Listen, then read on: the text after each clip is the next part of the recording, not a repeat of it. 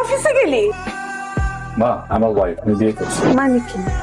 কি বলতেছিস? আবিরের বাবা শিগগিরই আসো। দেখো আবির কি করছে। আবির বিয়ে করে নিয়ে আসছে। এত অবাক হওয়ার কি আছে? আমি বিয়ে করতে পারি না? কখনো না কখনো বিয়ে করতাম, আজকে বিয়ে করছি। আমরা না করছি কোনোদিন, না করছি তোরে বিয়ে করতে। এই মেয়ে, তুমি কেমন মেয়ে? একটা অপরিচিত বাড়িতে হুট করে চলে আসছো। তোমার বাবা মার কি কোনো আক্কেল টাক্কেল দেয় নাকি? কি বলতেছো তুমি এসব? আমি একজনকে বিয়ে করে নিয়ে আসছি এখানে, তার বাবা আমার আক্কেল জ্ঞানের কি আছে? সে একটা ভালো ফ্যামিলির মেয়ে, আর তুমি এরকম বাইরে থেকে একজন মানুষ আসছে তার সাথেই ব্যবহার করে আমাদের কি পরিচয় দিচ্ছ?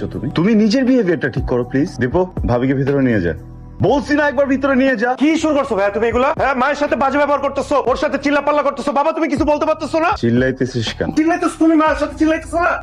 নেক্সট টাইম যেন এরকম না দেখি। তোকে বলছি না ভাবিকে ভিতরে নিয়ে যা। বিয়ের পর মানুষ বদলায় যায়, কিন্তু তোমার ছেলে বউ বাড়িতে পা রাখার আগেই বদলাই গেছে। আমার আসলে আপনাকে একবার জিজ্ঞেস করা দরকার ছিল। আমার মনে হয়েছে এই বাড়িতে আসলে শাড়ি পরাটাই ভালো হবে। সরি, আপনার অ্যাডজাস্ট করতে অনেক কষ্ট হয়ে যাচ্ছে। না, আমি ঠিক আছি। আমার মা কিন্তু খুবই সুইট মানুষ। বাড়ি বড় ছিল তো, আমি প্রত্যেকটা বাড়িতে স্বপ্ন থাকে ছেলের বিয়েতে কি করবেন না করবেন, না জানিয়ে বিয়ে করে ফেলেছি। এই জন্য আজকে একটু আমার মার হয়ে বা পরিবারের সবার হয়ে আমি খুবই দুঃখিত।